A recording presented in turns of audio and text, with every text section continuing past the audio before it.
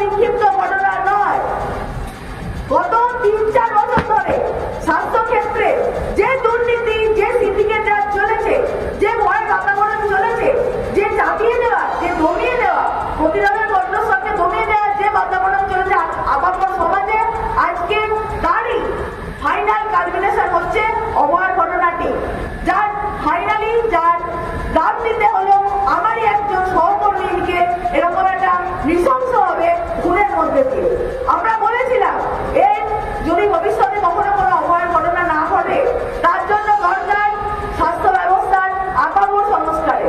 তারা আমাদের সঙ্গে প্রতিটি পোস্টে সহমত হয়েছিলেন, কিন্তু যখন আমরা দেখলাম সেই সম্পর্কে মৌখিক আশ্বাস দিলেও আলোচনার শেষে যখন মাইনরস লেখার প্রক্রিয়া চালু হয়েছিল, যখন এই আশ্বাসগুলি এতক্ষণ ধরে যে বার্তালাপ চলল সেগুলিকে নিয়ে আমরা মাইনরস লিখতে বসলাম, তখন প্রশাসনের তরফ থেকে সেই মাইনরস লেখার প্রশ্নে আমাদের কোনো দাবিকে তারা গ্রাহ্য করলেন না।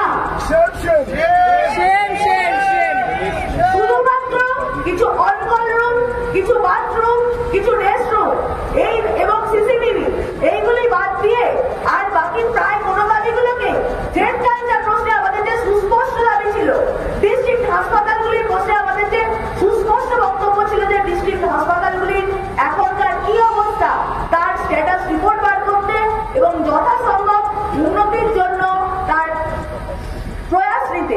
আমরা বলেছিলাম যে রোগী পরিষেবাকে আরো উন্নত করার জন্য প্রপার রেফারেন্স সিস্টেমের ব্যবস্থা করতে।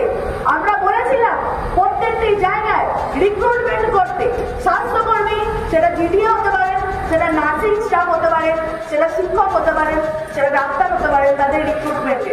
কিন্তু আমরা দেখেছিলাম, আমরা বলেছিলাম যে গণতান্ত্রিকভাবে স্টুডেন্ট ইউনিয়ন এবং আরডি ইলেকশন করে ভয়ের বাতাবরণকে দূর করতে। আমরা বলেছিলাম ডাব্লিউবিএমসি নির্বাচন, ডাব্লিউবিএমসি যে ভয়ঙ্কর ন্যাক্কারজনক উচ্চ পদে আসীন যে কর্তা ব্যক্তিরা তারা যেভাবে সরাসরি এই দুর্নীতি চক্রে জড়িত, তার ডাব্লিউবিএমসি যে অস্বচ্ছ রূপ আমাদের চোখের সামনে গড়ে তোলে, সেই জায়গা থেকে পুনর্নির্বাচনের দাবি আমরা জানিয়েছিলাম।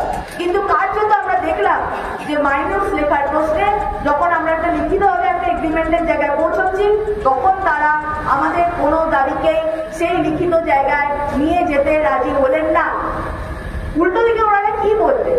উল্টো দিকে ওনারা বললেন যে ঠিক আছে, তোমরা যারা দাবি জানাচ্ছ তা আমরা মৌখিকভাবে মেনে নিচ্ছি, মৌখিকভাবে মেনে নিলেও আমরা তার লিখিত এক্ষুনি দিতে পারবো না, এগুলিকে প্রশাসনিক স্তরে নামাতে কিছুটি সময় লাগে। আমরা তোমরা কালকে সকালে তোমাদের দাবিগুলিকে মেল করো, আমরা তারপরে যেগুলি সম্পর্কে সম্ভব সেগুলি সম্পর্কে শুধু ডাইরেক্টিভ বার করবো।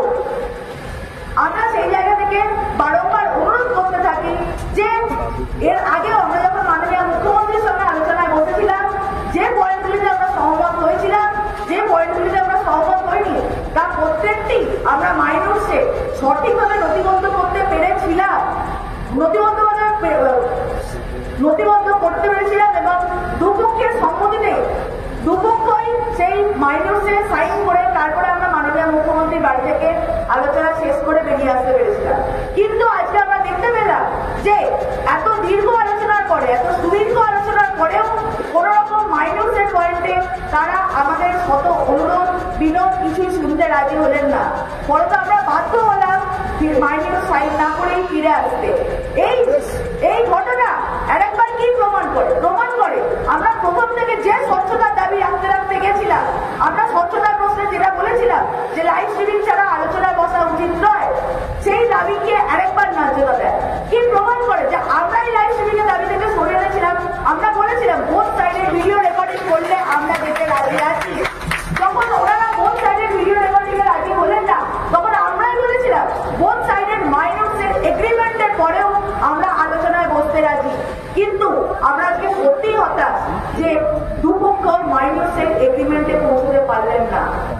আমরা এটাকে একরকম ভাবে আগের দিন মাননীয় মুখ্যমন্ত্রীর সঙ্গে আলোচনায় বসে আমরা যে সতর্ক ভূমিকা রেখেছিলাম, যে সদিচ্ছার আশ্বাস পেয়েছিলাম, আমরা সত্যি ভেবেছিলাম 40 দিনের আন্দোলনে আমরা একরকম ভাবে আমাদের অনুরোধগুলো, আমাদের দাবিগুলি প্রশাসনের কাছে পৌঁছে দিতে পেরেছিলাম। আজকে সত্যি একটি সামান্য একটি মাইনরসের প্রশ্নে যেভাবে আমাদেরকে হতাশ হয়ে ফিরে আসতে হলো, তাতে আমরা এই সদিচ্ছার প্রতি আমাদের অনাস্থা জেগেছে। কিন্তু এরপরেও যেভাবে চিফ সেক্রেটারি স্যার আমাদেরকে বলেছেন যে কালকে সকালের মধ্যে ডিরেক্টিভ সংক্রান্ত আমাদের দাবি সংক্রান্ত যে ডিরেক্টিভগুলি তার নিয়ে ওনার কাছে পাঠাতে, আমরা এখনো সেই মেল পাঠাবো। আমরা অপেক্ষা করব প্রশাসনের তরফ থেকে কোনো একটি সতর্ক ভূমিকা নেওয়ার। আমরা এতদিন যখন রাস্তায় আছি, আমরা আরো অপেক্ষা করব যতদিন না প্রশাসনের তরফ থেকে এরকম কোনো সতর্ক ভূমিকা, এরকম কোনো সদিচ্ছা দেখা যাচ্ছে, ততদিন আমরা যেরকম ভাবে আন্দোলন চালিয়ে নিয়ে যাচ্ছি সেই রকম ভাবে আন্দোলনকে চালিয়ে নিয়ে যেতে বাধ্য এই মুহূর্তের জন্য আমাদের অবস্থান এবং কর্মবিরতি আমরা চালিয়ে নিয়ে যেতে বাধ্য।